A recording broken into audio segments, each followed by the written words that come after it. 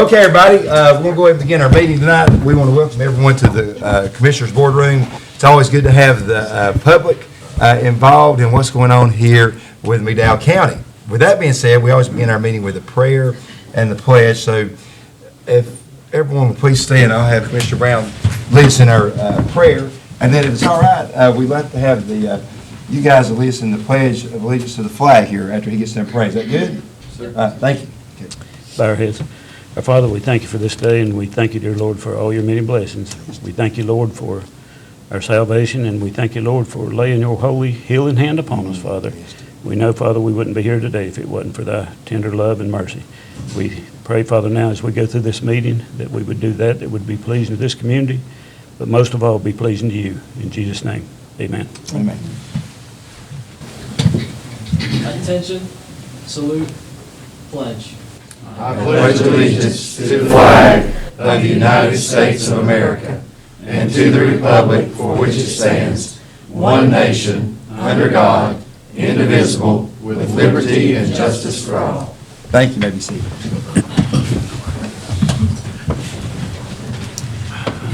All right, Commissioners, you have the minutes that we need to approve. What's the pleasure of the board concerning the minutes as presented? Motion to approve. Second. Discussion, all in favor say aye. Aye. Any opposed, like sign. Okay, thank you. Let's go to the agenda for tonight's meeting. Are there any additions or deletions at this time by staff and or commissioners? This is the updated agenda, right? Yes. It's only, okay. Move we approve agenda. Second. Discussion, all in favor say aye. Aye. All right, any opposed, like sign. Let's go to our first item on our appointment schedule, and we have we've got some what I would call marksmen. I mean, some of the best in the nation are here tonight. These young men have represented McDowell County in such a great way, and they're instructors here, and I want to go ahead and have Captain Rouse come on up to the podium, please, sir. And the high school ROTC rifle team competed recently nationally, and can you give us an update? We know, but for everybody who's going to be watching this tonight, can you tell what they did? Yeah, I'll give you an update in that. There are a couple of them I want to have them say a couple words on. Sure, that's great. That thought. So the rifle team or marksmanship team, we start at the beginning of the year in September. We go all 12 months a year, so it ends. We have basically August off. And what they did this year is they finished first in the state of North Carolina, which qualified them to go to the national championship in Phoenix, Arizona, where they finished 17th overall. So if you look at all the teams out there, there's 540 some odd schools that have ROTC programs. So they finished 17th out of those 543 schools. So very, very good. And we got 2 juniors, and I'll turn over to them if they may have a couple words to say about something. So. Thank you for having us. It's a really good pleasure. I've been looking forward to this for the past 4 years. I've been shooting for the longest amount of time on the team. I started my freshman year right as school started. And when I first started, the rifle team was just the rifle team. And it got on, we were getting a little better, and it was really fun to move up. Competitions were fun. And my sophomore year hit, and the idea of nationals came up, is to be able to travel to Phoenix, Arizona. And it was a really cool idea. We all strived to work towards it. And by my junior year, it became a possibility. And so this year when we went, it was a really nice feeling because we'd been working for it for the past 4 years, past 5 years, past 6. It was overwhelming, honestly, to have this accomplishment, to be able to travel across the nation and perform for the McDowell County. So. That's great. One question for you.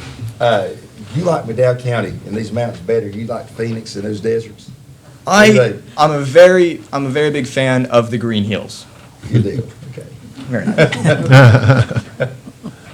So first of all, I'd like to say thank you to the community because we couldn't have done it without your support and your generous donations. I mean, it was a really great experience that I didn't really think of freshman year. I didn't really think that it was possible. I was just sort of like, well, what if we did it? And we did it. So something I'd really like to say is we were working really hard for this. We put in extra hours, even more, working double time, trying to get as much practice time as we could in. And when we were finally at the moment, we were thinking all these ultimatums, like, well, we got to do this to get this, and it was just sort of climb the stairs to get there. And I think we jumped straight from step 1 to step 4.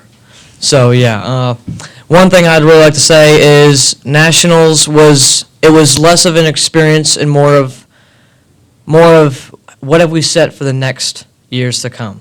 And now we've set a goal for the next years to come. And so what we're trying to do now is strengthen the youth on our team, like the freshmen and sophomores, so that way we can uphold a strong team and make nationals not a once every 5 years thing, make it once every year thing.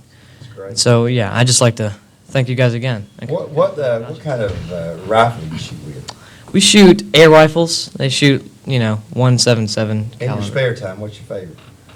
I have to say anything that's a firearm in my spare time. I mean, come on. That's good. Yeah. Thank you. Thank you. Come on, Mo. Anybody else want to speak? Okay, guys.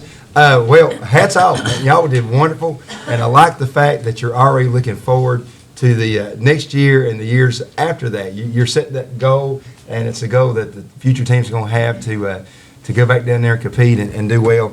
543 schools, and you were number 17 in the nation. Man, that's great. Wow. Give me another hand, y'all.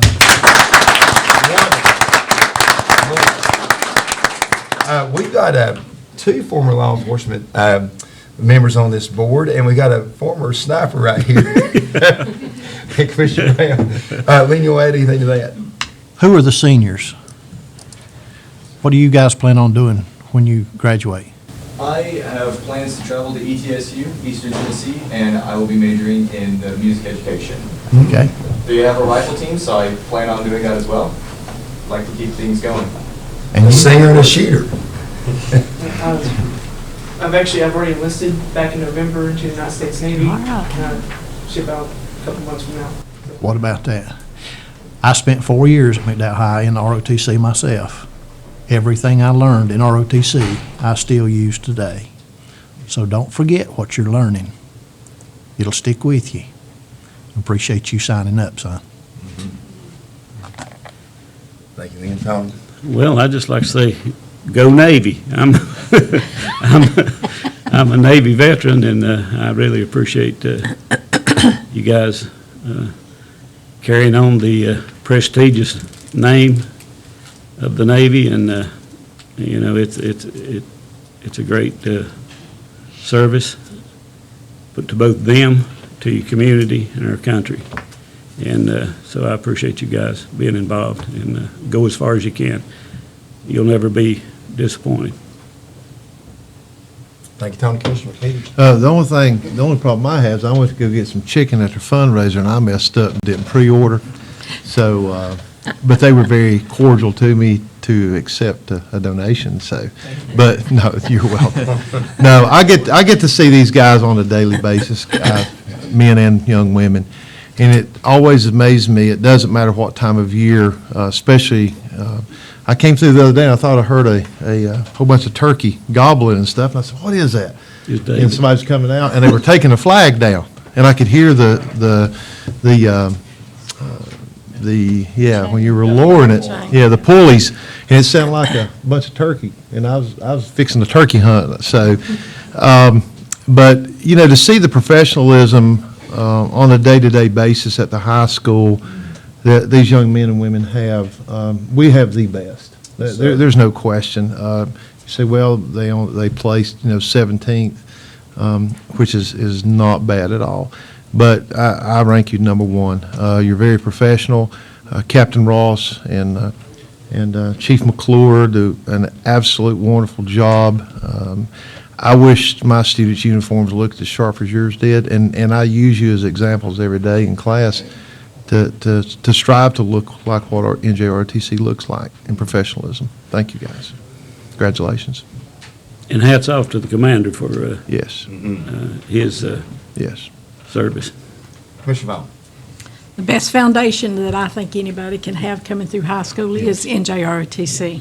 I had 2 boys go through that. One's law enforcement with McDowell County. The other was a 6-year Navy nuke.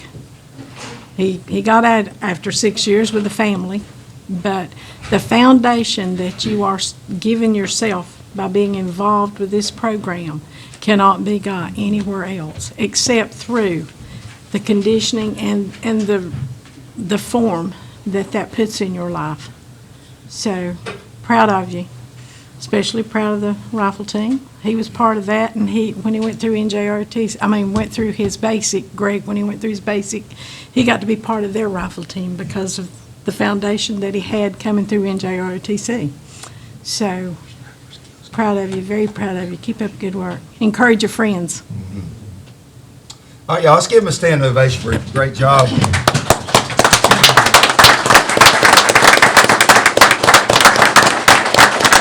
Guys, come up front. Brandon, you get a picture right here. The McDowell News has not arrived yet, so we'll take pictures and send to the newspaper. Let's get Commissioner behind him right here, okay?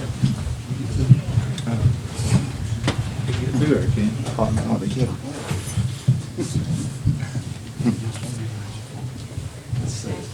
Y'all get right here, guys. Go, yes, sir, get in. Look, you get right in. Miss Brandon, horse. Yeah. You may want You're to come up behind. here. Put her on the end. You want in?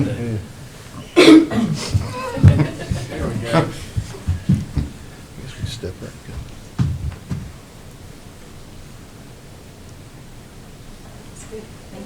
Thank you. Great job, Appreciate it, guys. thank you. Great job. Keep up the good work. Proud of you guys. You made me good. Very good. Thank you.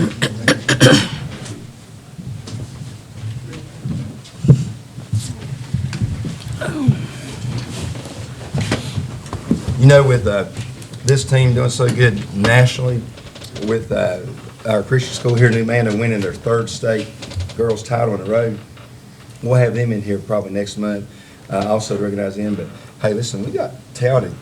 Our young people are very, very talented. So McDowell County's future is bright, so I'll go say there. Now, let's go to our next item on our appointment schedule. And we have, we want to recognize, you can never over-recognize our emergency service personnel. And Commissioner Brown is going to speak here in a minute, and he is really, really appreciative of your training and your dedication and your response time and what you did for him. I'll let him speak to that, but come on up, Adrienne, and whoever's on. Craig's going to speak here in a minute too on something else, but Adrienne, go ahead. Sure.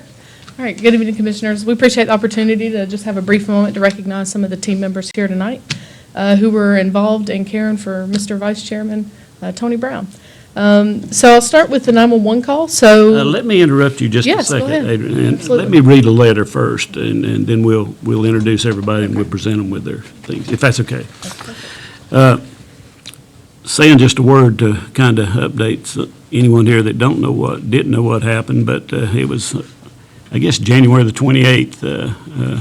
My wife and I got up that morning to go about our normal routines, and anyway, I've got a sort of a ritual that I go through every morning. First thing I do is go to cut Fox News on in the den and then go back and start the coffee. So anyway, when I started in through the living room toward the den there, if you've ever had a heart attack, you would know what I'm talking about, I guess, but it felt like a anvil laying on my chest, just a severe weight on my chest. And, you know, as I was going through the living room, and then all of a sudden I felt the pain in my heart. But that was the last thing I knew. And during the course of all this, my wife was on the phone with 911 and with one of the girls there with the center. And anyway, long story short, I wound up going to McDowell Hospital, and my buddy Craig Walker there, I thank him for his presence. He heard it and was present at the hospital and stayed with my wife. And then I coded again at McDowell Hospital, and then they rushed me on to Asheville. And after getting to Asheville, my wife said I did a couple more times. I don't know all that went on over there, but I do know that I went through two quick surgeries over there. They went in and tried to. That clot that I had, and you can say what it is. I don't remember the saddle clot. Yeah, it was a saddle clock. They called it something. I didn't know what it was, but didn't know anything about it. But they say it's really bad. And as a matter of fact, after going through a couple surgeries over there, they got me kind of straightened out and spending several days in ICU. But the doctors told me that there's only about a 2% success rate in the particular clot that I had and where it was at. So based on that, I'm one of the luckiest men in the world to even be here tonight and be able to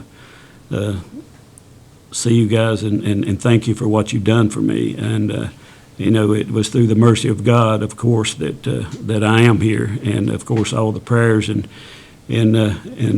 not taking away the good job that our emergency service has done in order to get me there. And I know that they don't mind me putting God ahead of them, but God is always first, and I thank Him first of all for sparing my life and for allowing this to happen and allowing me to survive and get through it. And then I thank you guys for the readiness, the knowledge, the response, and evidently the love that you have for the community. Or I know it's not about the pay, because the pay is not that great for you guys, but it has to be the love of the community, and I'm here to say thank you tonight. And let me read this letter right quick. It says, I want to take the opportunity to thank you, and this is to William Keller, but it goes to everybody. I want to take the opportunity to thank you and your staff for all that you do in this county. I know that you and your staff put in long hours taking care of the needs of our community, all while continuing to improve their skills and knowledge through the ongoing training. As a recent patient, I know firsthand how valuable that training is. On Friday, January the 24th, I had a near-death experience, and my wife, Dawn, called 911 for help. While waiting for the paramedics to arrive, the dispatcher was able to comfort my frantic wife and get the necessary information she needed to assist the medics when they arrived. I am thankful for the compassionate, common voice of the dispatcher as she talked to Dawn. When the paramedics arrived, they immediately began preparing me for transport to the hospital. Their devotion to my care, compassion for my wife, and dedication to their jobs was exceptional.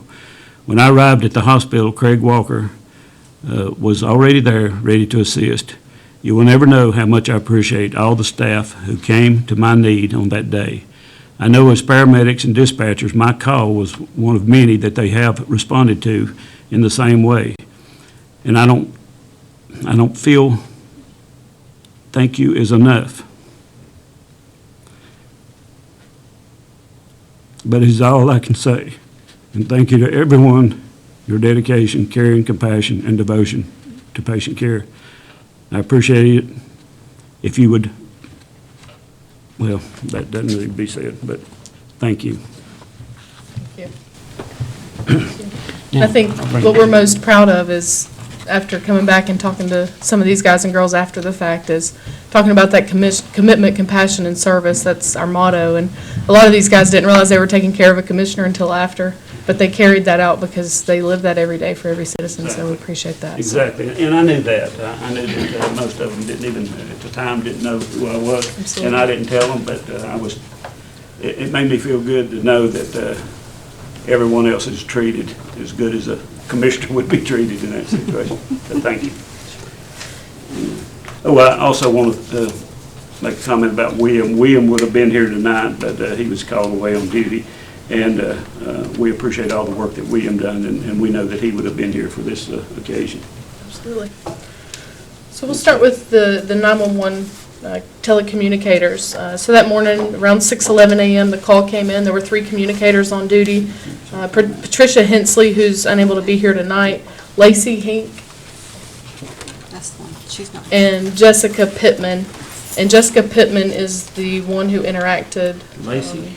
That's Lacey Hink. Thank you very much. Appreciate it. Now, she took the And call. they both did, but Jessica is the Oh, one who okay. had the most interaction Oh, that okay. morning. Jessica.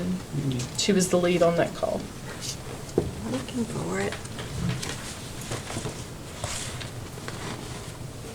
Jessica, I don't know what that's.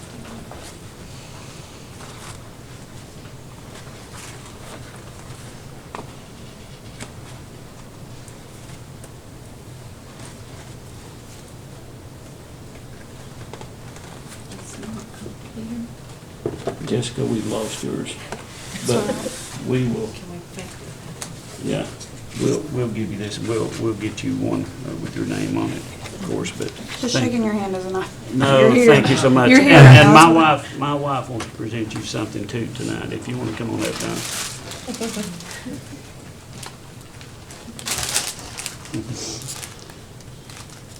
Thank you. I can't talk, but I said it had to be an angel on the other side because I was absolutely beyond control. And your sweet voice. You didn't tell me to be quiet. You just calmed me down to know what to do. And both of y'all, you have no idea. I've talked a lot about y'all, not even know who it is or the name. But I just want you to know you helped me so much. You really did. And I love y'all. And keep up the good work because it really does help with that person on the other side. So you helped a lot. Thank you. Thank you. If you guys just want to stay right there for just a second. And the initial crew that responded to the call, paramedic Justin Saunders and Emil Smilo, they responded to the residents and transported Mr. Brown to McDowell Hospital initially. Justin. Thank you. You guys all, I think, I'll never forget you. Thank you so much. Thank you, sir. Later that morning, around 10:05 a.m., Jake Patton, who isn't here this evening, he's actually caught up on a call. A couple of these people are on shift, so Andrew Sherrill and Andrea Wood, who is here. We gave that one. That goes to him. We gave Andrew. Who's the other one? Oh, that one was here. He's Okay. not here. Andrea Wood is here. That's this one. Thank you so much, Andrea. They were involved on the transport to Mission. I remember her driving. I remember Jake or somebody, when we got over toward Asheville, he said, push it, and they started red lighting and sirening. There we go. And then later in February, the second call to the residents was Chris Church, who is here, Okay, which goes, okay, and then Andrew Kyle's his partner, who isn't here right now. okay. Chris, thank you very much, buddy. Absolutely. Then you have one with Craig. Okay, and we've got Adrienne. Thank you, sir. Thank you so much. You're And welcome. Greg Walker. Thank you, Dave. Thank you, sir. Okay, that's all. Tony, get your picture in the middle with him. Yeah. We don't need to be in this picture. You can get that. That's you. You get right in the middle. Andrea, can we give you these? Yes, thank you. Should I straighten that over? Yeah, you're good. Okay. Get Dawn up there with you too, Tony. Yeah, Don, come on in.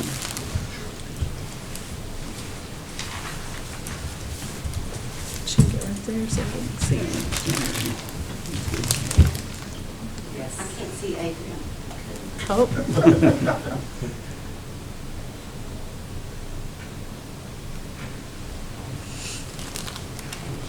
Thank you. Thank you, guys.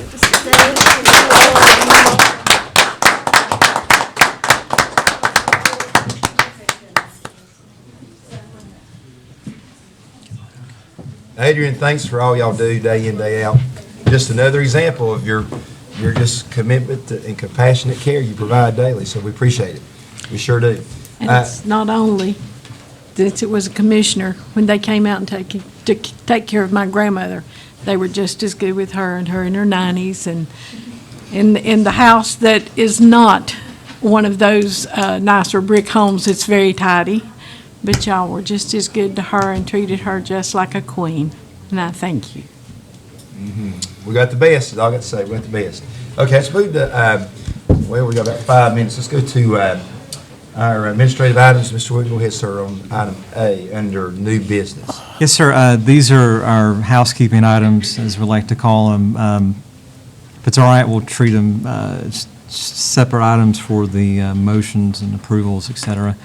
The first one, you have a memo from finance there on, looks like page 45, requesting waiver for occupancy tax late fees. This is a property owner we've worked with for a while, and they had some health issues and were late paying the fee, and we're asking to waive that late fee. Move that we waive the fee. We have a second, motion, second, do we have a second? Yeah. Very good, okay. Discussion, all in favor, say aye. Aye. Any opposed, like sign, okay? The only other waiver is a request from a Nebo water customer for a leak.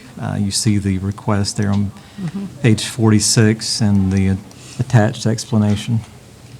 Okay, what's the pleasure of the board? Motion approved. Second. Discussion, all in favor, say aye. Aye. Any opposed, like sign, okay? And then you do have budget amendments, GF 46 through 52, and then CP2, SP3, 911 F2, and Nebo Water Enterprise 2. I can review them if you like. You have had them a while. It's up to you. I'd move that we approve the amendments as presented. Second. Discussion, all in favor, say aye. Aye. Any opposed, like sign, okay? Thank you. That's a good item. B, under new business, this is a position plan update, and Mr. Wooten, lead us out on these 5 positions. Yes, sir.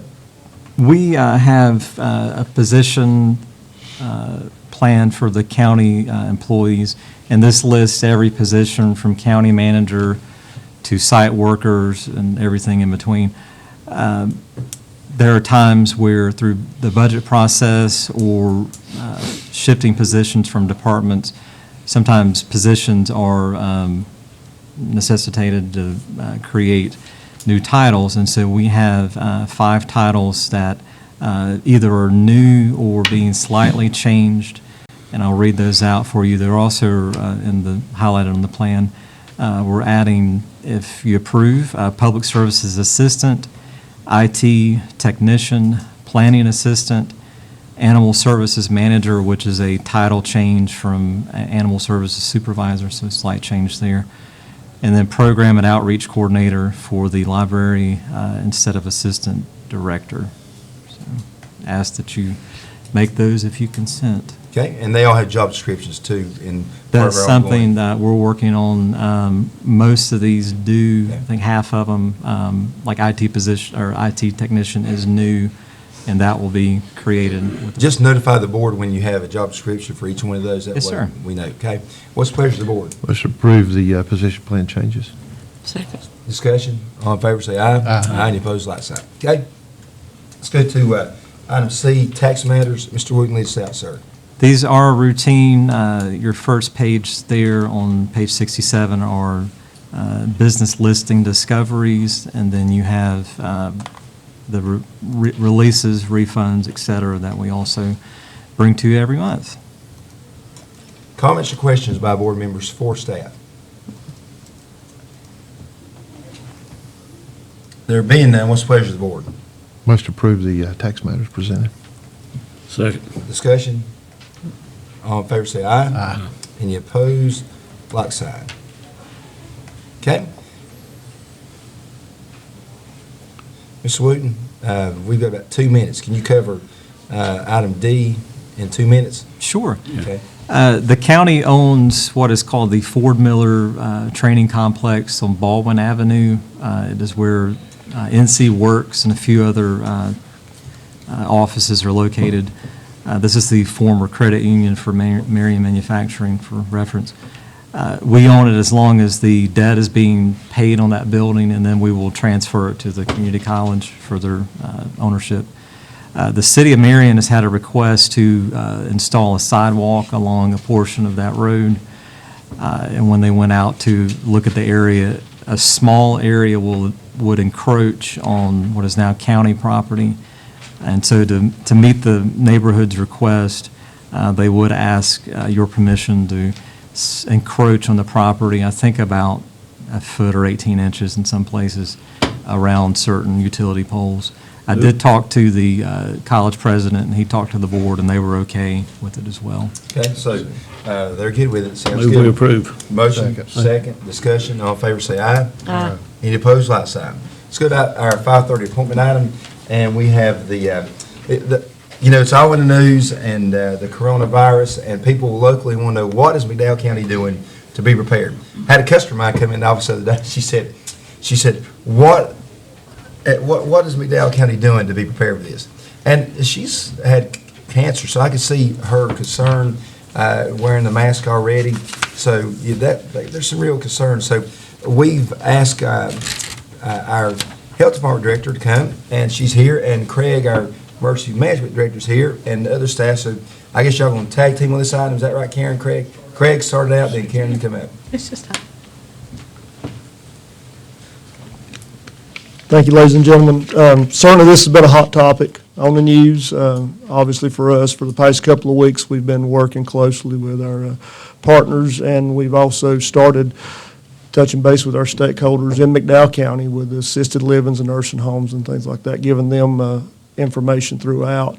Tonight, Karen Powell and John C. Parker is going to present kind of the same thing, but two different items on the coronavirus, and kind of give you folks an update.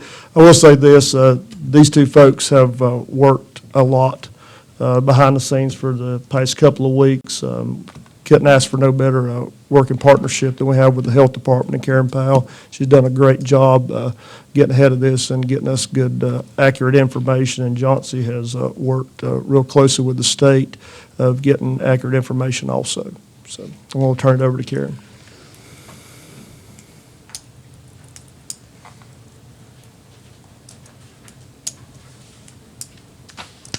Thank you for having us tonight. We would like to update you and let you know what we are doing. One of the biggest things that is important for us anytime something like this happens, and this isn't new for us, this happens about every couple of years, we'll have one of these, but we do have very strong relationships in McDowell County with emergency services and all of the groups that work together that would be involved in any type of response that may happen if we have a patient to present in McDowell County with possible symptoms of coronavirus. So we are working in multiple meetings. We've all already sat down. We have plans. This is what we do. So we just really sit down and review those. What are we going to do? Who's doing what? Who has what capability? And so that really helps settle the minds that we are working on it and we do have a plan. For me, the biggest part is we are responding to this just like we do any time during this year, time of year, for the flu. This is just like a flu response for us. The guidance is the same. Make sure you're washing your hands. You're hearing that all over the news, but it's so essential that you're doing that. If people need to stay home because they're sick, they need to stay home.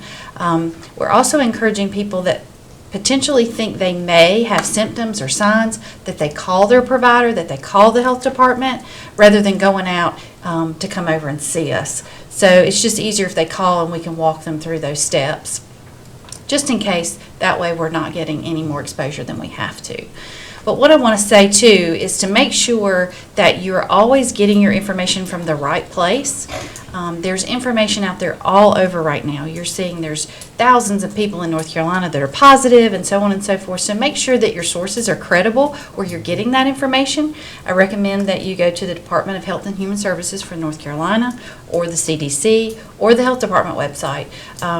You can get accurate information there rather than other social media outlets that potentially. And what I want to tell you is that we're not in a panic mode about it. There's no need to panic. We're watching it. We know what's happening. We're keeping up with that. But again, for us, a bigger concern right now is the flu. March can be a peak month for the flu. And we already know the last week of November, we had 15 positive flus and 115 deaths from flu in North Carolina. And from the coronavirus, we're seeing 164 cases and 11 deaths from the whole. So in the whole U.S. In North Carolina, we have 2 cases and no deaths. And the coronavirus is just a viral pneumonia, right? It is. Just like the flu would be, just like any other virus that's spread like that. It is, and I think where the concern comes in, we're not exactly sure where that transmission is coming, we're not sure where it's starting, and so that tends to set a little panic in. But we're not doing that. We're just watching it just like we would the flu and using those same precautions, but we don't want to panic over it. Another thing too, isn't it just mostly more effective on people that are not healthy, your younger people or It can be. your healthier people, it's not as, Right. Most people that life-threatening. get the coronavirus are recovering fine. The two people in North Carolina that they're watching, they're at home, they're recovering nicely. You're right, when we see those complications, or for people that already have those comorbidities or those other outlying issues potentially, but most people are recovering fine from it and may have it and don't even know it. So we know those are out there as well, so yes. But we are working together, we have those close relationships, we're talking every day, and watching those numbers from the state level. Okay, comments or questions for Karen or Craig? I'm sorry, Johnsy, come on up. And I was gonna say Johnsy and Adrienne too, but, I forgot she's gonna speak. Good evening. Since January, when news of an unknown coronavirus was identified in China, McDowell County Emergency Services has been monitoring and preparing for the emerging virus now known as COVID-19. On January 22nd, we created our initial EMS response plan that focused on protecting our employees, first responders, and the community. By February the 3rd of this year, the McDowell County 911 Center had begun asking coronavirus-related travel questions. So we've been asking those questions since February the 3rd. Two patients who were experiencing respiratory illness and fever or flu-like symptoms. These initial preparations and response plans have changed and continue to change as more and more information about the virus is now known. We are currently following the high consequence pathogens protocol that was set forth by the state of North Carolina about 3 weeks ago. It has changed already one time. This protocol has procedures for both 911 centers and EMS response personnel to protect ourselves and our community. In addition, the 911 center now asks appropriate COVID-19 travel questions of all callers who are experiencing respiratory distress, flu-like symptoms, chest pain, fever, general illness. We've completed our inventory of personal protective equipment. We have a close working partnership with both local and state agencies and attend multiple conference calls weekly for COVID-19, which allows us to stay up to date in an ever-changing virus situation.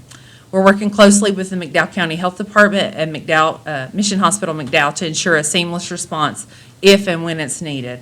Our goal has been and will continue to be to protect the citizens and visitors of McDowell County and our employees, and we'll continue to closely monitor the situations and make adjustments to our plans as needed. Okay. I think you're doing a great job. I mean, you're on the calls, you're talking to the parties that need to be talked to, and you're listening, and great job. I think McDowell County is well prepared for any possible spread. All right, thank you. Along with partnership with the Health Department, great job there too. Okay, comments, questions? I'm good. Okay, all right. thank you, guys. Thank you. Thank you. Thanks so much. Y'all do a great job every day. We appreciate your work. All right, let's go ahead and go to new business item E. This will be the 19th Amendment Resolution, which this is the 100th anniversary of the adoption of this amendment, which gave and granted women the right to vote. And evidently, the North Carolina League of Women Voters has asked each of the 100 counties to go ahead and pass this resolution, recognizing and celebrate this 100th anniversary. So, Commissioner Vaughn, you want to make this motion? I'll make this motion as. We're done. Carol, one second. All right. You make a second? I'll say, yeah. Okay, second. Discussion. All right. There being none, what's the first of the board? You already got it. I mean, Second. all in favor, say aye. Aye. That sidebar over here got me tickled. All right, great. Let's pass. You get that, Madam Clerk? Yes. Yeah, wonderful. All right, let's go ahead and move to item A under old business. Mr. Wood, go ahead and lead us out. You got time? We do, we've got plenty of time. Could have done this with staff here, but they've got a lot going on, and I do talk with Mr. Keller quite a bit about our EMS capital project, this item. He, Mr. DePoyster, who's in the room somewhere, was, and Chuck Hamrick have been meeting off and on quite a bit the last few months to prepare for our two EMS building/renovation projects. Again, this project you've authorized would renovate the former credit union on 221 North, the north side of Marion. It would also build a new headquarters / main base for emergency services on Barnes Road, south of Marion proper. So what I have here is a proposed timeline for bidding and approval. You see, I won't read all the dates out, but essentially starting the next week or so, bids will be sent out for both facilities. They will be reviewed on April 23rd, received by our architect. And shortly thereafter, we'll be working with Mr. Hamrick to review those bids. If they look like we'll move forward, we'll send out the bank bids in early May and get those back in June. Have the hearing, as you see, we'll send things to the LGC in time for their meeting in July 8th and, or 7th, excuse me. And assuming LGC approves the financing, this is after you've approved the bids and want to keep moving forward, of course, we could be signing construction contracts in early July.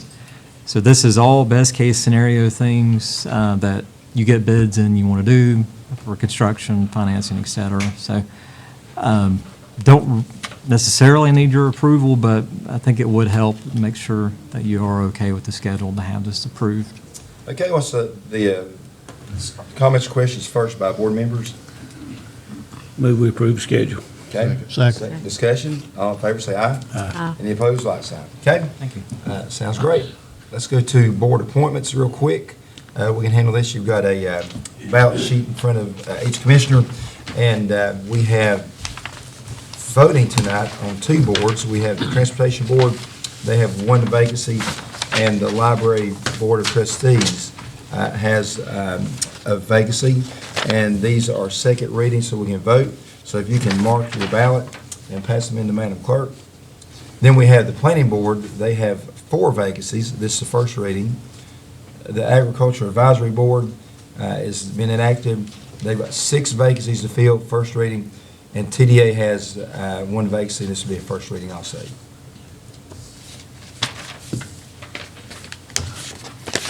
Get that hanging chad there. Well, we can vote for 2 on that one. Hanging chad.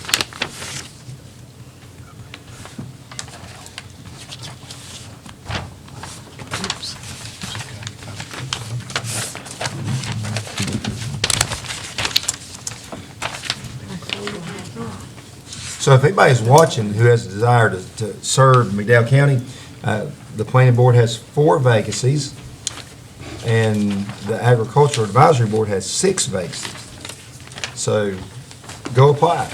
See our clerk, and she'll get you a application to complete, and we'll be voting next month on those that we have received. Okay, the Transportation Advisory Board, Melanie Schaefer and Pam Forshee had applied for that. We have 4 votes for Melanie Schaefer to serve on that Transportation Advisory Board and 1 vote for Pam Forshee. So Melanie, I will contact her. On the Library Board of Trustees, Amy Clark and Pam Forshee were the only 2 applications for the 2 vacancies, and that is unanimous. Okay. All right, great. Let's go ahead and move back to our appointment schedule. And we have a 5:45 appointment with Mr. Randall Conley, our Transportation Director, and he is here to update the board concerning the transit authority that he runs. So, Mr. Conley, welcome to the boardroom, sir. Hey, how you doing? Doing good. Good afternoon. I come before you guys with 2 board approvals. The first item I'd like to get approved is the system safety plan that the transit system have in place. A little bit of background on that. The safety plan consists of an emergency action plan, a fire prevention plan, a preventative maintenance plan, a drug and alcohol plan, a safety and security plan, and a COOP plan. The SSP helps ensures that employees are receiving the necessary training, guidance, and technical assistance to maintain an environment of high standards of safety and security. There have been no major changes since the last approval of this SSP, but this is something that will need to be approved and signed off on annually to keep receiving federal and state funds. The next item I'd like to get approved is the Title VI plan. This plan, it makes reference to the 1964 Civil Rights Act, where no person in the United States shall, on the grounds of race, color, or national origin, be excluded from participation, be denied of benefits, or subject to discrimination under any program or activities receiving federal financial assistance. This document details non-discrimination program policy practices administered by McDowell Transit. These two items I'd like to have approved again, so that we will be able to keep receiving state and federal financials.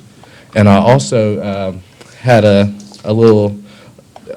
new little system we're going to in CTS. It's called a Periscope. I'd like to share with you guys. Periscopes give us the advantage to be able to see our vans out on route. We'll be able to see how fast the drivers are going. We'll be able to tell where and when the vans are going to stop. So we'll be able to tell if they're late and on time. That way, we'll be able to be more efficient with our routes. And also, it helps out with the validation process. Validations are what the drivers do at the end of the day with their rides to make sure everybody had executed their rides, or if anybody no-showed or canceled, and et cetera. This module is going to help out staff a whole lot just because of the time it takes in validating, and this cuts down a lot of that manpower on that. So the validations will be done manually through a tablet once the driver executes the route. So, and I got a little video I'd like to share with everybody if we can take the time to watch.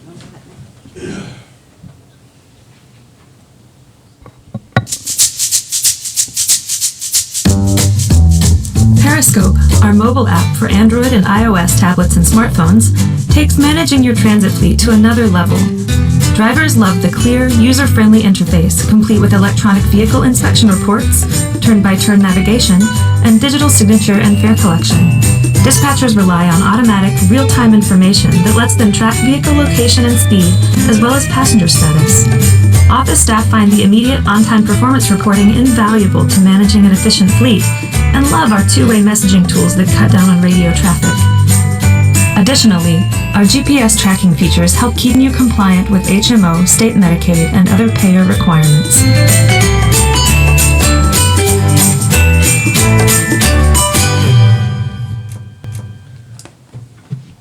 Again, this feature right here with the CTS is going to be very beneficial to the transit, especially staff with the validation and knowing where everybody is, and it also ensures extra safety for our riders.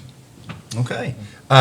Is that all, Randall? Yes. Okay, Mr. Wooten, what's the recommendation of the board concerning this information? So the two policies you are required to pass, as he said, in order to keep the funding. The system is been ordered, it was budgeted last year, and it'll help tremendously, like he said, with our operation. So once it's up and running, I think we'll see a lot of benefit from that. Okay. Are all of our transit vehicles set up for hands-free operation? Yes, they'll have tablets that the driver will pick up, and they'll be able to put that tablet in there, and that's gonna, instead of them going out with a paper manifest, which has all their routes on it, they'll be able to just get the tablet, put it in, and then the routes will pop up on the tablet as come. Okay. And also, if we needed to send somebody else somewhere, say if we had somebody that needed to get picked up, we can just send it straight to the tablet. It'll pop up on there for the driver. And like I said, it's going to cut down time that you got to stop and write down all the information and all that. So you're just going to be pressing a button, and it'll be more accurate on our data. Indeed. Any other questions or comments by board members? Okay, what's the pleasure of the board? Move we approve the policies. Second. Discussion? All in favor say aye. Aye. Any opposed, like sign. All right, Randall, how'd you like that ball game Saturday? Oh, my gosh. We're not going to speak on that. Well, I am a Duke fan. You do know that, right? All right. I had to give, me and Randall had this little ongoing thing. He's a big Steelers football fan. I'm a Cowboys football fan. And, Carolina man. Yeah, that's what I thought. I don't know if you'd admit it publicly or not, but anyway, it's all right. I'm sticking with my team. Okay. Thank you, Randall. Let's go ahead and move to item C under old business. This will be Recreation Department updates. Mr. Sweet, go ahead, sir. Yes, sir. Just a continuing update on some of the progress staff and some board members have made in our evaluation of the Recreation Department. So last month, we talked about how we had set up a regular meeting that will continue for the foreseeable future with the school system. So a second meeting was held with representatives from the school system, being the superintendent, the high school principal, and the athletic directors from East and West middle schools a couple of weeks ago. The process there is leading to a youth sports day that will be in May, and that will be a culmination of a lot of planning, but it'll also be an exhibition of the different youth sports activities for young people, whether it's in programs that we offer or also or at the schools themselves. So that's something we are planning right now. There was an activity this past Saturday with coaches that Susan Huskins, our director, participated in, and so a lot of that collaboration that we've not had necessarily, but we're definitely working on improving. The chairman and I and Ms. Huskins met with the director of the YMCA a couple of weeks ago. A very, very positive meeting. He's fairly new to the community, and so a lot of that was just understanding some of what the Y is doing in the area of recreation, but also community services that they provide. And so we made a commitment to increase our information sharing there, of course, between our recreation department and the Y, but also any other areas, as we always have since it's been here, but to strengthen any opportunities we might have to partner with the Y on community activities. So again, a very positive meeting. They are looking at offering some programs at our facilities this summer, if possible. The next item, and we'll ask you to adjourn at the end of the meeting. Staff has set up a meeting with the area directors for this Thursday evening. So our area directors are volunteers that work with the certain communities to help guide and assist us with the recreation programs. And so this will be a great way to let them know some of the things we're seeing, and to get some feedback from them, honestly. Yeah, and to hear them, that meeting, I look forward to them doing a lot of talking. That's the thing. And a lot of listening on our part, right? So another positive meeting where we look for ways we can learn and improve. And so it's exciting to see, and I know Ms. Huskins is very excited about the feedback she's received on the different initiatives. And so we can talk Thursday more about our needs with those folks, as well as board and staff with some of our facility needs, et cetera. And one thing too, Ashley, we need to, as a board, we had the presentation by our director that overviewed all our facilities, 3 months ago now? Mm-hmm. 3 months ago?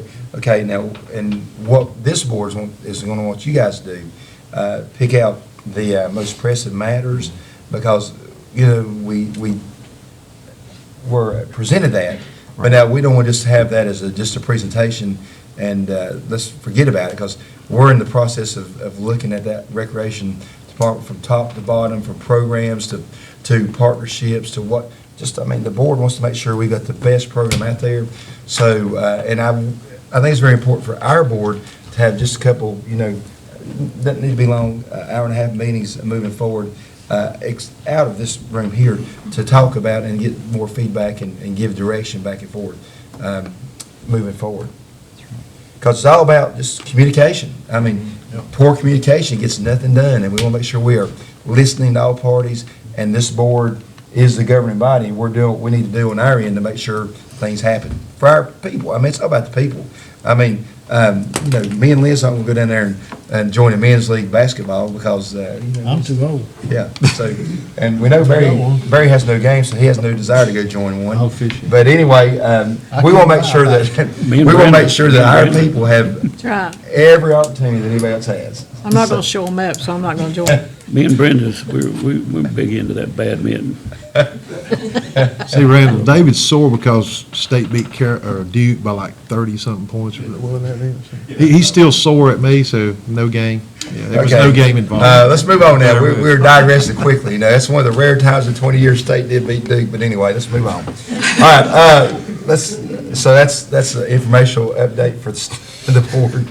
And let's go ahead and move to our next, well, we've got everything covered except for our appointment items. Tammy and they're here. And they're advertised for a certain time. The legality of moving up an appointment item, if you covered all other business matters? You can, it's not an advertised public hearing. Okay, all right, that's what we need to find out. So we're safe. Let's go ahead and begin with our appointment item E. This is a real property audit update with Mr. Kane and Ms. Wiley. So if y'all don't mind coming forward. And good to see you now, good to have you. Good evening, thanks for having us. The main reason that we're here tonight is to let you know that we are back in the field this month with the canvassing activity for the 2023 revaluation. What that entails is 3 crews going back to the fourth quarter of last year, orange vest, marked cars, flashing lights, door to door. Every property in the county is being visited, touched. What we're looking at too, this is indicated as an audit, and that's one of the things that I wanted to refresh again tonight.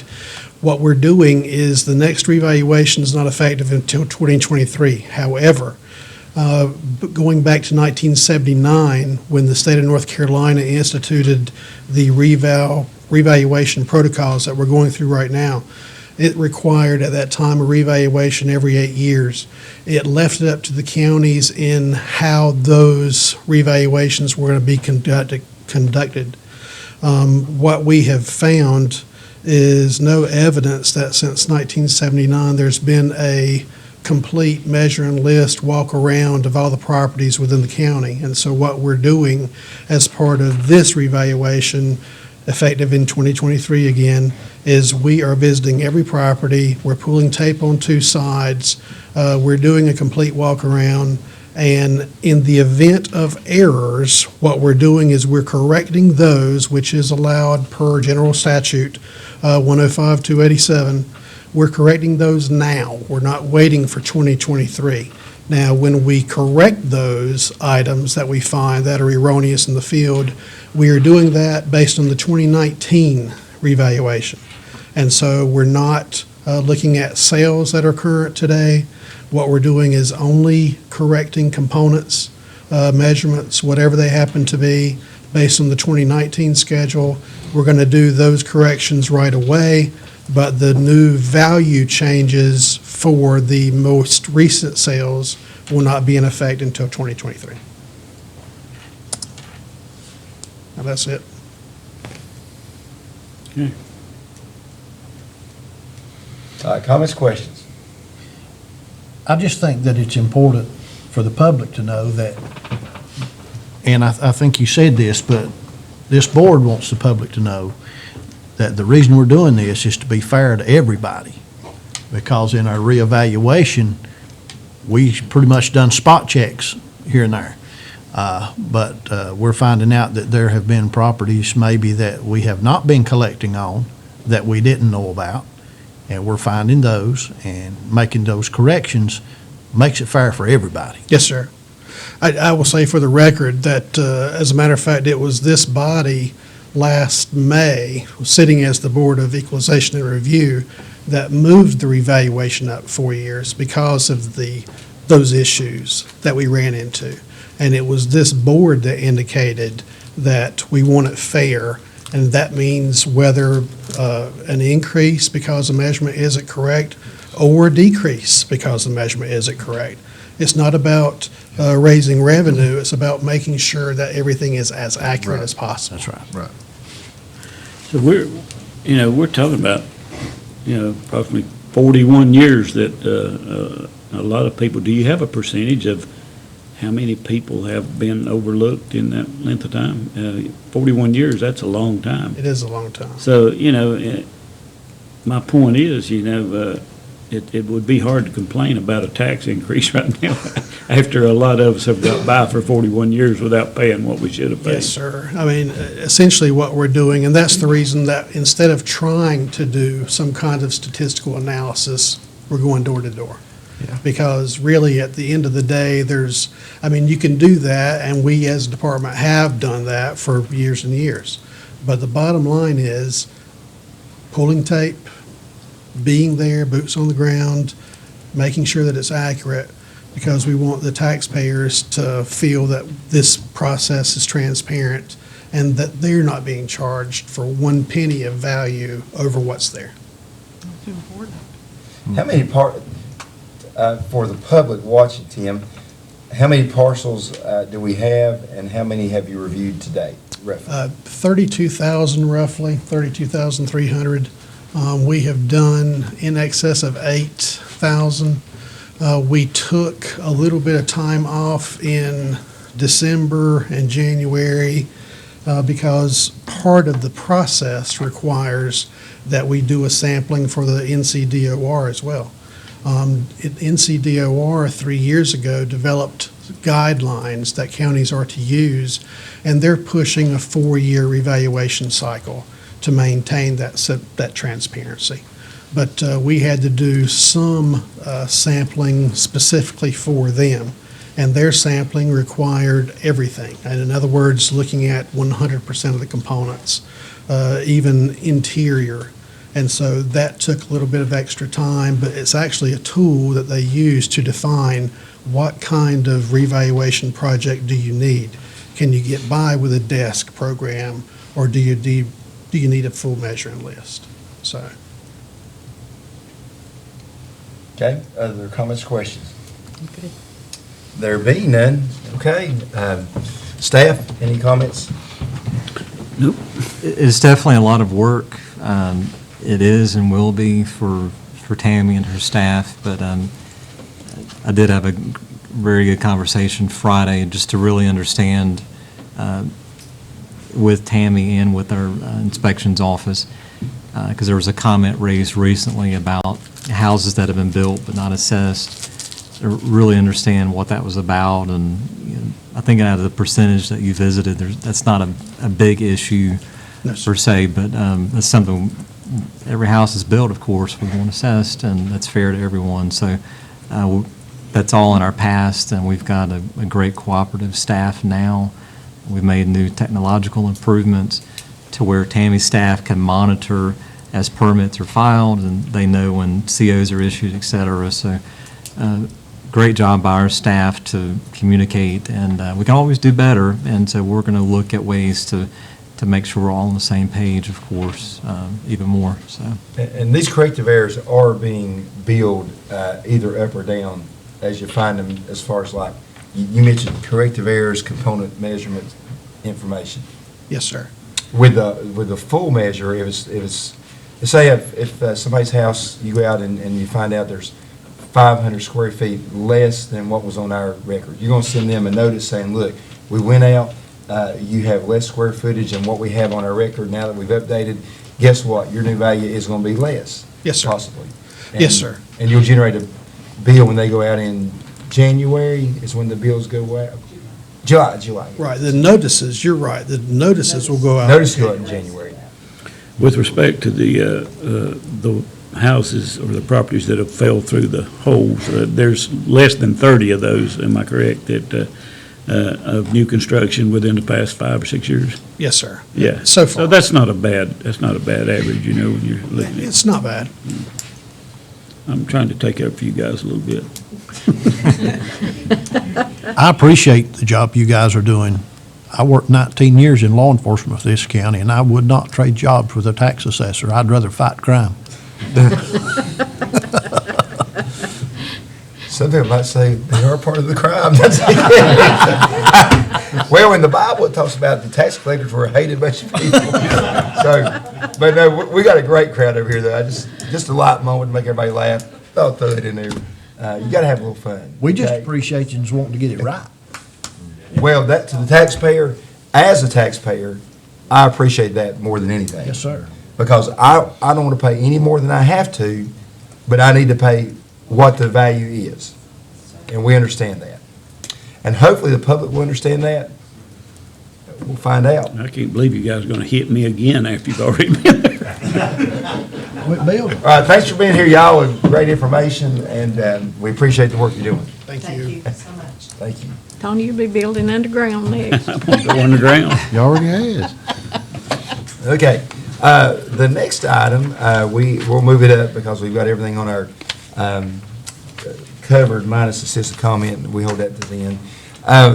This is really, I'm excited about this discussion we're getting ready to have. We've got a workforce housing discussion getting ready to occur with Neil Gurney with Gateway.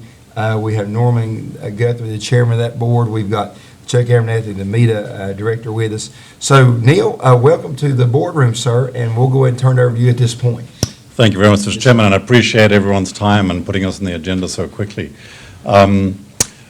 Just as a bit of background, Gateway Wellness Foundation was formed out of the sale of the hospital. That's where it originally came out of the overall mission as well as the local hospital. And what was originally the hospital foundation, and Norm, in fact, was the chair of the hospital foundation, became the Gateway Wellness Foundation. As Norm will tell you, our intent is one thing only, and that's to help people. The intent is to help people in the community in different ways. We basically give money to non-profits as a core part of it. 4 areas that we work in. We work in access to care, and we gave to EMS this year to increase their times and evenings times. We do food insecurity. We gave to the food hub this year. We work in early childhood development. We gave to the schools this year, the elementary schools. And the last is housing. We want to talk about housing today as how we're going to impact the housing market and why impact the housing market. So let's start there. We're calling it building a community. I borrowed this from a conversation I had with the chairman at one point about that it's a community. Sir. Right. As opposed to building affordable apartments or workforce apartments, it's actually, we could actually have an opportunity to build a community. The partnerships involved in this are the following. It's the county themselves, the city obviously very closely involved with that. Chuck Abernathy actually introduced us to the whole concept and helped us find some of this, has been steering the ship all along the way. Gateway itself as the foundation. Dogwood Health Trust, who's the largest funder behind the project that we're talking about. The Chamber has been involved in working with us on what's needed in the area and why workforce housing became so important. The Technical College, because it's actually on their premises or very close to their premises.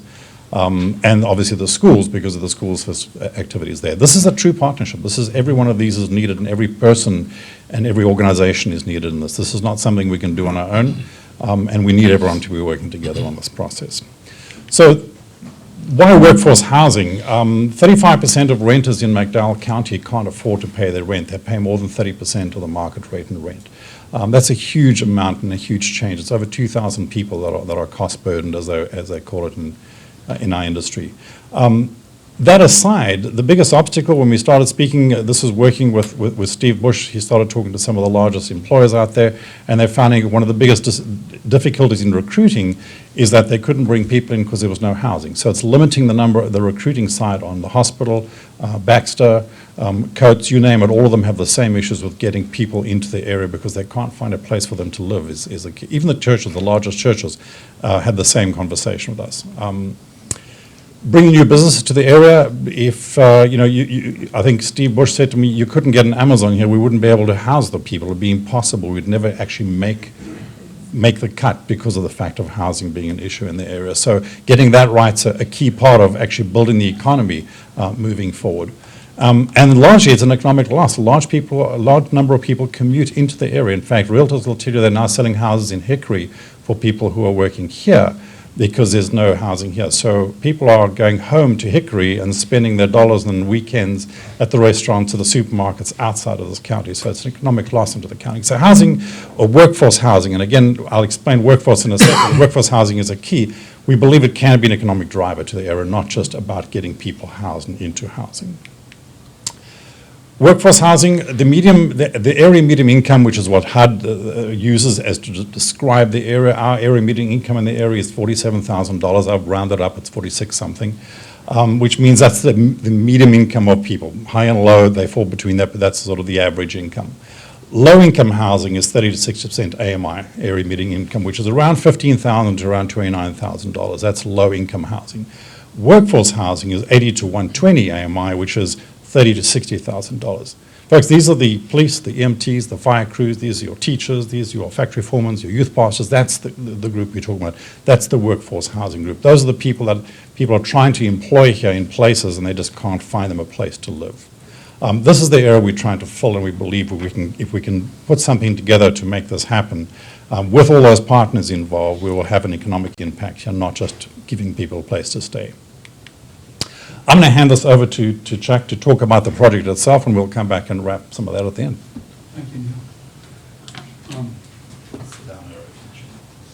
Thank you, Commissioners. I've got Joy Shuford and Jeff Judd with me. That they are the chairman and vice chairman of your EDC board. Commissioner Brown serves on that as well. He's your appointment, and Ashley, of course, attends. You know, we do this every time something comes up related to the Universal, and we start off by smiling and recognizing that the decision that was made just keeps producing. And, you know, we paid a little over $2 million for close to 300 acres, 400,000 square feet. And you've got a 50,000 square foot advanced manufacturing training center. You're generating income off of the lease, which is almost completely full. You're getting ready to start the construction of a road going up to where you see the 100,000 square foot building. And you've got a 270 plus or minus $1,000 water and sewer grant that will be serving this as well. So the concept kind of builds. Do I have a pointer? Yes, you do. Is this it?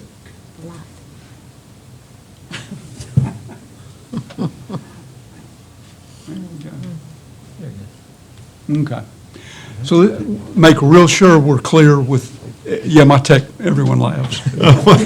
My technology. I understand the importance of it, but I don't understand sometimes how to use it. Make sure first thing here, real clear, that we know what we're talking about in the way of an area, and that the community watching this and the reporter reporting on it is clear. So what we've got, this is the Universal Advanced Manufacturing Center.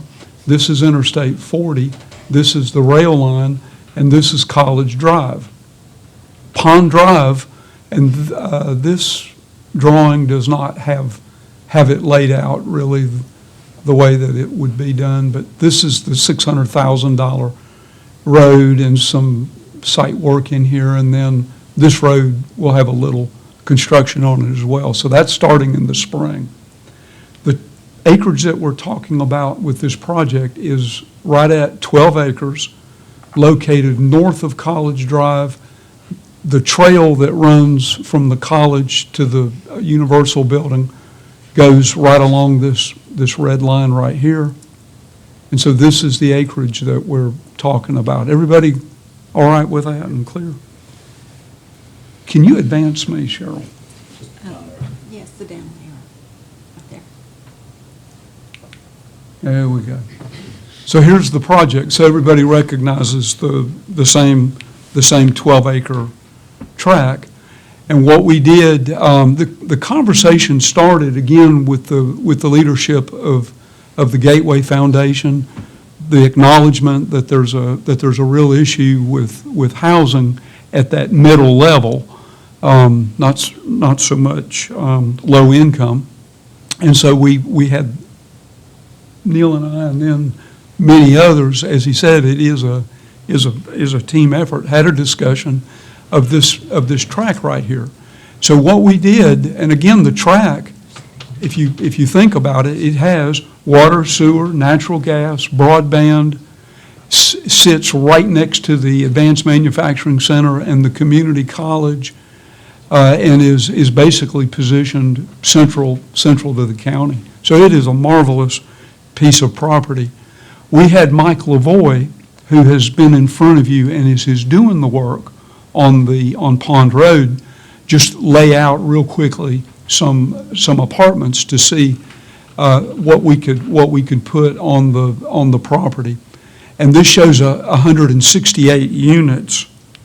Whoops, let's get that back. Here we go.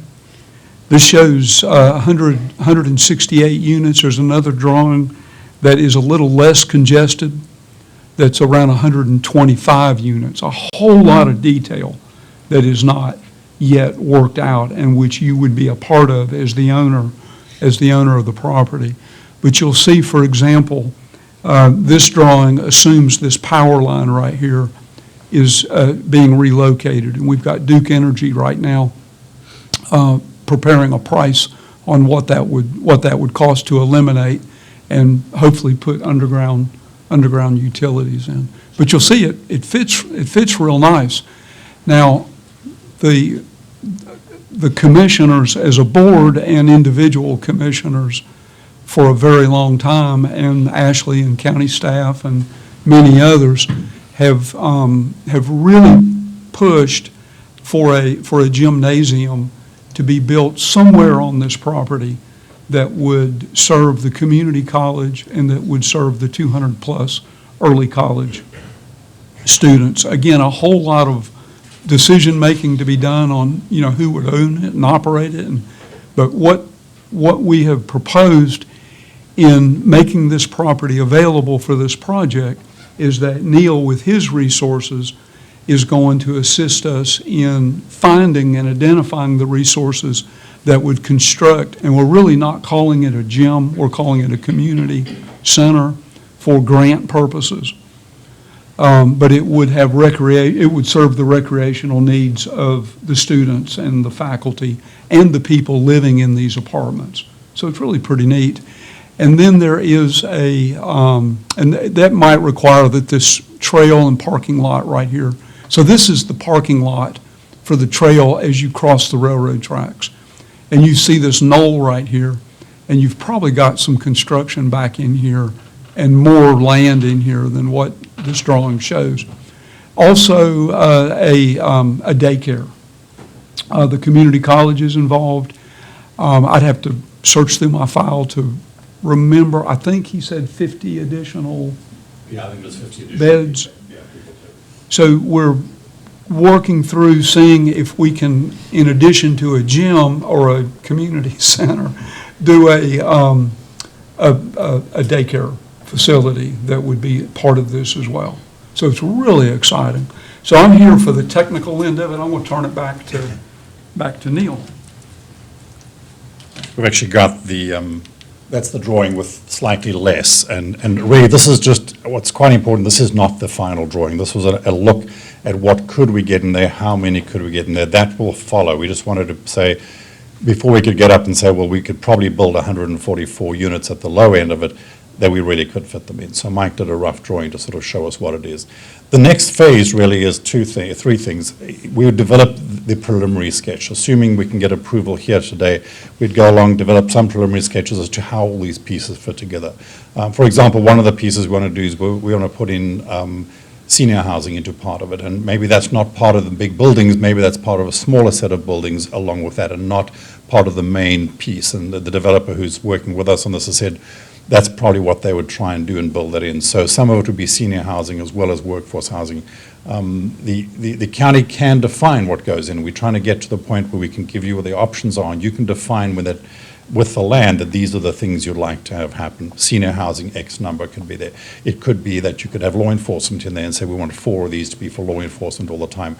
It's feasible to do all those things. So there's a lot of things to still work out with you on the process. The first is We developed the initial concept and concept drawing around that. The second would be a cost structure. How does all this get paid for? One thing we can tell you, it's not coming out of county or city money. It's going to come out of grants between Dogwood and HUD are the two biggest areas where the money will get funded out of, and ourselves as Gateway. So that's where the funding will finally come from. But even the gym is also, all of those are different grants that get put together. It might be two different grants completely that we'll work with to make this possible. So we're looking at all of those, and that would come to you as a cost performance showing the income that would be gained out of these apartments and how it would get spent and what the expenses would be in terms of paying back some of these grants. Some of the grants are actually loans. They're not actually a cash grant. The HUD grants are actually loans. And then finally, the construct the actual funding will be the funding options itself and tell you what the options are. There's not just one way to fund this. There's multiple ways to fund this, and we'd show you all those different funding options as well to arrive at what would work best. Again, I go back to my original slide. This is a partnership. We need you at the table with us as we need the city and everyone else in that. We will walk through every stage of this. This is not we're not just going to go out and build a bunch of apartments. That's not our intent at all. Our intent is to build something and truly build a community. So our request is that the county provide the land for this project subject to that review, that we want to be able to start and move ahead. We're not going to start with drawings. We're going to start involving people. That's going to cost money. We'd like to know that from the county side, how you feel about this partnership for us to move forward. Mr. Chairman, that's us. Okay, let's get the lights in, and I'll just say a few things real quick. In meeting with Neil and Chuck and Norman, with our vice chairman, and seeing the presentation again tonight, there's about 4 or 5 things real quick that I take away from it. Workforce housing, people in McDowell County are providing a place for a residency. That's great. McDowell County Schools win in this because they have the early college kids on the campus at McDowell Tech. Now, to satisfy the PE requirement, they stand outside in 20-degree weather. This will provide for them and also for the greater community. Third group I see benefit out of this is the McDowell County school system because, McDowell Tech, the daycare. Their daycare is housed in that upper end of the campus, and it's very small, very tight, and they want to double their space, and preliminary drawings do that. So the college and trustees are really excited about that. And then to the people, or to McDowell County, when you go and construct 120 units, the tax benefit to McDowell County is going to be probably $100,000 a year in new tax revenue that we would receive. So you're hitting a lot of different things with people not buying out of county because there's not enough units for sale in McDowell County. The housing in real estate, if you've got a house between 80, and you got data to back this up, don't you, Neil? Correct. $80,000 to $150,000, it's usually gone the same day. If the house is in good condition, it's multiple offers the same day. Multiple offers and maximum 3 days in that market, and There you go. it's done. Yeah. So we got a tight housing market here in McDowell County right now, which is good for the sellers, but bad for somebody looking. So anyway, that's my take on it, and meeting with Neil and the foundation and what they've given a dollar amount that they are looking at spending here on this project through the grants and the foundation and all that. And I'm just saying, I'm very excited about it. It takes land that is not being used now and that will be used for a very positive purpose. And so, one commissioner, hats off. Thank you for investing in McDowell County. Thank you. Okay. The small amount of resources that we're asked to provide is unbelievable to get an opportunity to have something like this in our county. And it's just so exciting, and I'm all in, and I think that we should do everything we can to help you guys, assist you guys in proceeding with this. Thank you, Commissioner. And you've got total buy-in too from the parties just in preliminary talks. And everybody needs to remember that whole almost 368 acres was bought with the tobacco settlement money, $2.1 million. Then we had to put money into the project county to obtain that property. So to me, it's going back to use for the people of the county in a very great way. So, Lien, do you hear me say something? I just think it's a win-win for everybody. It's to me, sounds like that about all the county's gonna have to do is put up some money maybe for some preliminary stuff, provide the land. That's a good use of taxpayer funds, I think, so I'm with you. Best thing since buying that property. And that was by only 3-2 vote, for the record. And Let's use- housing is. Let's use local labor. That's the other thing we forgot to mention. In fact, it would be, you know, a lot of the labor will be local as well. So that would add to that. The developer reckons they can, once we have all the approvals and the drawings, we've got all that down, within 18 months we'll be done. That's how fast they'll pull this thing off, so. And another good thing too, when we met with Neil, we've got more acreage out there, and our board has said in the past that we see that as a multi-use area, commercial, educational, now talking about the real estate in it for housing. So you could develop, as Gateway wants to do, develop a community there that could be sort of self-sustaining. They wouldn't have to run into town. Just a lot of possibilities that could happen. It couldn't be in a better spot. I know. I-40, you can go east or west. 226, you can go north or south. Same way with 221. It couldn't be in a better spot. And you think the only thing missing there is housing at the moment. You put housing in there, you really truly develop a community. And it's been, as Neil stated, we do have the right now, due to certain guidelines federally, we can say in the process, we would like to have 4 units for law enforcement, 4 for teachers, whether it be college professors or, you know, our teachers in our school system. You know, you could request X number for Medical, like nurses and. Nurses. Yep. So we can do that on the front side moving forward after tonight, when we have more discussions. Barry, anything on that? No, I think y'all hit the nail on the head, every one of you. It's been a long time coming. Chuck, Thank you, Commissioner. we walked that property a few years ago. Did you have a vision like this? We always say the same thing. This is really Chuck mentioned that again the other day. Barry was, when he walked the property, he got excited about it. Barry was the tiebreaker vote to buy that too, by the way. He's gonna say that in a minute, so I thought I'd just get ahead of it, just gave that. Okay, Randy. 2 for, 2 against, and I had to make the decision.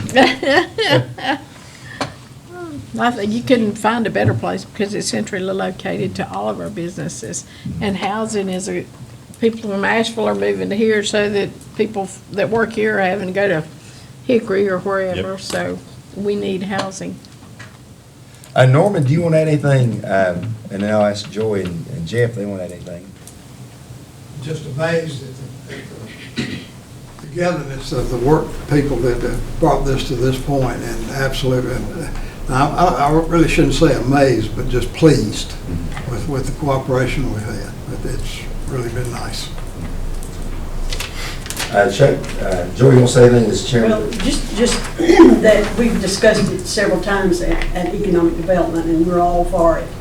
And the 3 of you that voted for that, it's one of the best moves you've ever made. It's really turned out to be a worthy project down there. Thank you. Jeff? I guess I just echo what Joy said. The META has discussed it a couple times now, and they're all excited about it. And I think it's a great use of that property out there. Couldn't be used for a better purpose, I don't think. Thanks, sir. And hats off to Chuck. I mean, he's worked hard on this project and sort of got some feet on the ground, so to speak, to get traction and started introducing people to people and groups to groups. And here you go. We're talking about tonight. So, Neil, anything else you need to add, sir? No, just again, thank you. I echo that Chuck has really been the catalyst in all of this. And I wanted to add one more thing myself, from the developers and various other members of our group who've don't know you very well, were pleased and amazed at how well the county and the city and the schools and the college all work together here. It's unprecedented. And the reason this is happening here, because we work in 4 counties, it's happening here because of that, the way people work together here to find a project and get them going. This is not the last project. It's one of many we want to bring to you, including low-income housing, senior housing, and other things as well down the track. But thank you for coming together that quickly and doing it. Can I add to Neil? Can I say real quick, when Neil and Chuck and Ashley and me and Tony met the other day, to learn more about this. He said this is going to be a model for the rest of the counties they operate in to look at. And Tony can echo this, he was in the room when we met with Neil. One thing that, and Neil said it right then, that's going to really spur this thing on to where there's another county adjacent to us that it may take them longer because of lack of the cooperation between the governmental entities over there, whereas in McDowell County, hey, listen, I'll just say this, the city and the county, this is for everybody watching. Here's my infomercial. And y'all, my board's heard me say this many times. They know what I'm going to say. The city and county meet once a month, and we meet solely for the purpose of what can we do to make things better for the people of McDowell County and the residents of the city. We took that model, and the school board, the school system, their superintendent and the college president meet along with our staff man, Ashley, and 2 members of each group every month. What can we do to make education the best in the state? We started that with the recreation. We're doing that now with the school system and our county rec department. I'll just say this, things get done in McDowell County because people work together. We don't have, you put the egos, check them at the door. We're here to work and to get things done. This board is all about getting things done, and I'm proud to say that we got a great working relationship with our mayor, Steve Little, and the council, men and women. I'm proud to say that we have, our school board is just phenomenal to work with, and the trustees of the college are great. There is no turf battles, turf wars occurring in McDowell County. Now, in other counties, it happens every day. So I'm awful excited about the fact that we get along so good. Now, that don't mean we agree on everything. That's all right. If you're married, you don't agree with your wife on everything. You just move on and smile, don't you? You just do it to get the job done, right? So here we are. We're here tonight to go ahead I made a comment the other day when we were meeting out there that I knew this board would be all in. And this is one of the most, not politically speaking, but one of the most progressive boards this county's ever had as far as moving forward and doing things for this county. Yeah. And so we're very proud of what we've accomplished and what we're going to accomplish. We have to get along. We all eat Sunday dinner together. I think even in the other counties, they do eat Sunday dinner together, but they don't always get along. It really has been amazing. I mean, we started this conversation, Chuck, about 2 months ago. Talk about how do we do this legally? Yeah, no, there's a debt on the property. We talked about that the other day, so Mr. Wooten, go ahead and explain that component. We're not getting ahead of ourselves. You know, we look at legalities, and that's why we have staff and attorneys and things, but there is debt on the property, so we're about halfway through financing that property from where we purchased it in 2012. Knew this could be coming up as a possibility, so I think the same day we met, about 3 weeks ago, if not longer, we contacted BB&T to say this may be a long shot, we don't know, but here we are. Talked to them briefly about the project and what we wanted to do. Hadn't heard back, it's a big corporation. Did hear back today. I've got the proof here. They are fine releasing the portion of lien for the 12 acres, so that was good news. Definitely to get that behind us, so we have to provide a survey and all those sorts of things when we're ready. We do have statutes and things that we are guided by. There are a couple of different avenues we can pursue that, of course, will take the most expeditious route. So there's at least 2 different options we can take as we move forward, and so we'll talk to Mr. Coates about, and with Gateway and others, on what's the best for us in the county, but the summary is there should not be any roadblocks to prevent this from happening from what we've seen. Neil, our board will not slow the project down. We'll do everything we can to speed it up, is what he's trying to tell you. We're right behind you. Thank you. So now, staff, you are requesting direction regarding the requests we've heard from Gateway to participate in this housing on county-owned property currently. I move we give Gateway the permission to move forward. Second. All in favor, say aye. Aye. Any opposed, like sign. You got a 5-0 vote. Look forward to More discussions to come. Thank you, Commissioner. Thanks all you've done, Neil, and your foundation, and Chuck, and Norman, and Jeff, and how can you forget Joy? She's been making things happen in McDowell County for 10 years, because she's not but 25, ain't that right, Joy? And Joy's the engine behind everything. That's right. All righty, thank you so much. Thank you. Let's go ahead and move on to, we have a closed session. Let's do citizen comment first. Do we have anybody here that wishes to speak tonight to your citizen comment? If so, just need your name and come forward. I don't have anybody signed up. All right, last call? Okay. There being none, are there reports, communications? Mr. Wood, before we go into closed session? Vice Chairman Brown mentioned something as far as reports communication earlier today that you wanted to mention. I forgot what it was I mentioned to you. On the ordinance. Oh, yeah, I did. I want to bring it before the board that we take a deep look into the issue with the tannerite in our county. There's been some of that that's been fired off in our county, and it's and I'm not saying that we look at it in the direction of a noise problem. I'm saying safety problem, because it's very dangerous. That stuff, nobody in this county needs to be messing with tannerite. It's a very explosive item, and there's no reason for nobody needs to be handling tannerite. It's dangerous. I've watched it used. I've never used it myself, but I've watched guys use it. The mixture of it, putting it together, is just, it's a guess.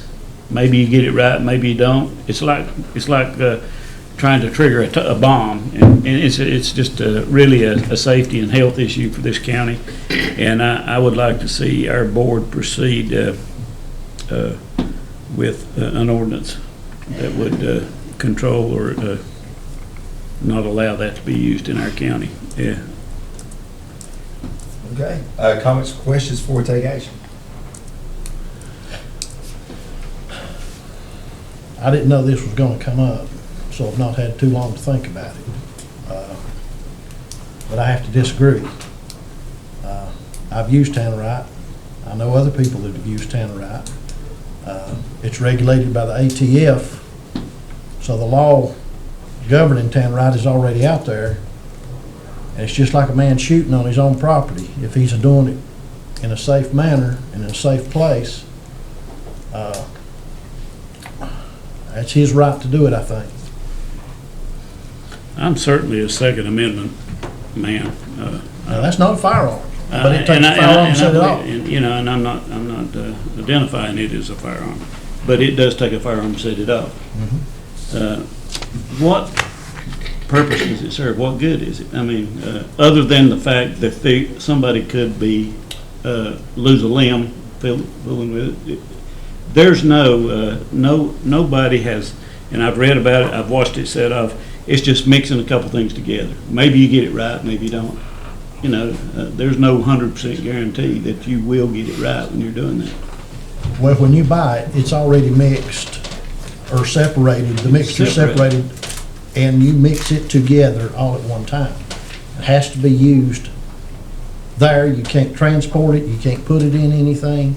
So it's already regulated by the ATF. But we know that there's regulation there on it. But you know how people are. I do. You know how there's always somebody that's going to test the limits. I know how they are with taking their children up to Wiseman's View and letting them walk around the ledge of the overlook too. That is, senseless also.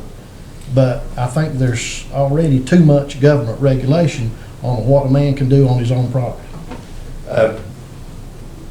Well, by consensus, what do you think about just having the staff look into what other counties do regarding tannerite? That's take a look there and see. Not saying we're going to do anything with it, but just. Well, before we go any further, I think we need to have consensus of each commissioner on the direction we go in. If I'm voted down, there's no point in going any farther than what I'm saying here tonight. So I think that each commissioner should state his opinion on whether he wants to proceed with it or not. I have no problem looking, just having staff looking and seeing what other counties are doing. The other 99 counties regarding Tannerite, do they have anything on the books, what's out there? And just give an update to the board. I don't have a problem with having staff look at it, but I can tell you how I vote on an ordinance. Lien, is that one of the things that we had to have a certain people certified to use? No. No, that was not? Okay. You can buy it at any gun store. Ooh, okay. That's what they use at the high You can buy it at Rural King. Where does that fall? I guess you roll it up next to somebody's house, planning board on noise ordinance. Here goes the noise ordinance again, right? But, 3 o'clock in the morning, somebody's out there shooting tannerite off, and I've heard that over next to Well, the that could house. certainly roll in, figure That into the falls noise into ordinance the easily. Yeah, that would. But I was trying to keep Very it, I was loud. trying to keep it away from that. Yeah. But, the noise part of it is definitely an issue. And we already have a noise ordinance. Which, it comes to the sheriff's department, and we've dealt with this, to enforce the ordinance that's there. We give them enough bite, and there's been issues in the past, there's been no enforcement of it. And the sheriff said that, previous sheriff said that he had enough there, and nothing done. And it goes back, I agree, if it's on your property, to an extent, but when it becomes a nuisance to the neighbors, then we have to look at it somehow. And I'm not saying, people complain about cows belting, and, or dogs barking. We already know that it's always an issue. But I think looking at it. There was some set off 5 miles from me about a month ago, and Rocked the I world. heard it just like it was in my Well, back that's what door. happened up in North Cove the other day, that everybody was reporting, because it shook their house. They don't know what happened. That or earthquake, I don't know. Barry, what's your position? Look at I it. think to look at it, but, I mean, if it's a noise ordinance issue, the sheriff's department should be dealing with it too, so. I think it'd be good to look into it and then bring it back before and see where we stand, because now Tannerite was set off a couple of years ago down below our house. I know that's what it was. It knocked whatnots off of a neighbor's house wall, and she was upset with me. And I'm like, it's not us. Okay, so by consensus, just Ashley, you've heard the direction to look at what other counties are doing or not doing regarding that. Just give a report back to the board next month. Yeah. Okay, is that right? Did I read everybody right? Okay, all right, so what we'll do. Now, any other comments under reports, communications? There was a letter, Cheryl, do I need to, that Philip Wishon sent, and it's a meeting on April the 3rd. About everybody was there at the DSS meeting. He was going to come tonight to talk to you, to invite you, but he sent a letter to each one of you. Catawba Falls Baptist Church is hosting a meeting on April the 3rd at 6 p.m. at the Miller Complex, and I think they're going to have some meal provided. But it's just a follow-up on the children's home in Old Fork, Ebenezer Christian Children's Home. It's going to come in to help Catawba Falls try to see this through, and I think he's got some people in the community going to speak, and maybe some public leaders or something like that, but he just wanted you to invite you to that, to come and be a part of that. Okay, duly noted, April 3rd at 6 p.m. if you want to attend that meeting. Yeah. And that's for anybody watching tonight's commission meeting. Okay, we've got everything covered on our agenda. I had a couple more, I'm sorry, as far as events. You have an invitation, I think it was in maybe yesterday's paper. The American Legion is having a Vietnam Veterans Appreciation Day on March 29th at 2 p.m. at the McDowell Senior Center here in Marion. And you also have an invitation from the Chamber of Commerce for their annual banquet, March 12th at 5:30 at the Municipal Event Center as well. That's all we had. Okay. Okay, Mr. Wooten, so we've got everything covered on the agenda tonight, minus the closed session. Closed session right there on top. Is that correct? Yes, sir, and I can give the reference for Okay, go ahead, doing sir. that. For closed session, We need a motion and second to go into closed session pursuant to North Carolina General Statute 143-318.11, subsection A, paragraphs 3 and 6. And so that will be for a legal matter, which I'll reference in a second, and also a personnel matter. There are two legal matters that we must reference. The first one is City of Marion and McDowell County v. Door Associates. This was referenced at the City Council meeting last week, Mr. Conley. The other legal item is in regard to Whittington Properties bankruptcy, Chapter 7 in bankruptcy court for Western District, North Carolina, and then the personnel item. Okay, all right. So we need a motion. Need a motion. I make a motion, we go into closed session. Second. All in favor, say aye. Any opposed, like sign. Okay. All right, y'all, thanks for being here tonight. We'll be back in session here in a little while. Now, the McDowell County Board of Commissioners are back in session after a closed session, and no action was taken during the closed session. Do I hear a motion to adjourn? Second. Discussion? To recess. Recess to. Thursday, March 12th at 4:30. Thursday, March 12th, 4:30. Okay, have a motion to. Second. You got it? All in favor, say aye. Aye. Any opposed, like sign. Okay, You gonna meeting is adjourned. keep your letter?